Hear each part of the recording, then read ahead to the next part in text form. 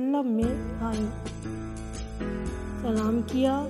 حضرت صلی اللہ علیہ وسلم نے جواب دیا، پھر فرمایا کہ کیا قصہ ہے، سچ بیان کرو، کیونکہ اگر جھوٹ بولا تو وحی الہی آئے گی کہ تیرے بیٹے کی حالت کیسی تھی، غرض کہ روزہ، نماز اور صدقہ سب کچھ اچھی طرح کرتا تھا۔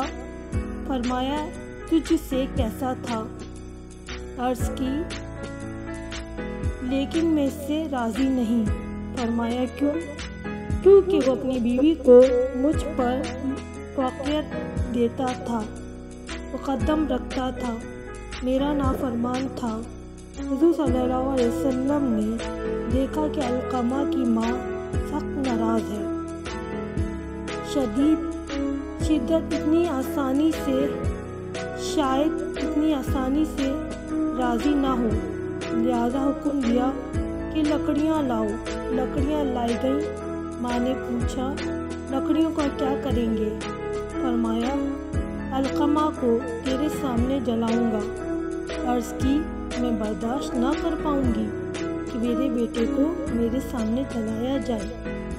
حضرت صلی اللہ علیہ وسلم نے فرمایا اے مادر علقمہ، خدا اس کو بخش دے تو تو بھی اس سے راضی ہو جا، کیونکہ مجھے قسم ہے اس خدا کی کہ جس کے قبضۂ قدرت میں میری جان ہے کہ جب تک تو راضی نہ ہوگی نماز، روزہ اور اس کے دیے گئے صدقات کام نہ آئیں گے۔ اس موقع پر ضعیفہ نے کہا یا رسول اللہ صلی اللہ علیہ وسلم، میں خدا اور فرشتوں کو گواہ کرتی ہوں کہ میں اپنے فرزند سے راضی ہوں۔ حضرت صلی اللہ علیہ وسلم نے بلال سے فرمایا کہ جا کر دیکھو اس کی زبان کھلی یا نہیں۔ بلال ابھی گھر کے صحن میں ہی تھے کہ علقمہ کی آواز سنائی دی کہ لا الہ الا اللہ اور شہادتیں پڑھیں۔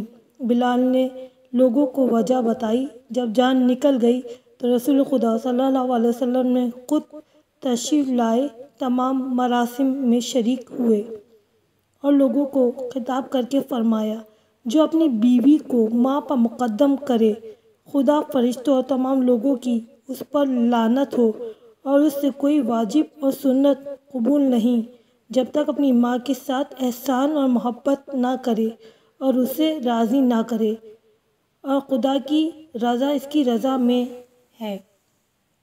دوستو، ہمیں چاہیے کہ ہم اپنے والدین کا خیال رکھیں، ان کا احترام کریں اور ان کے تمام حقوق۔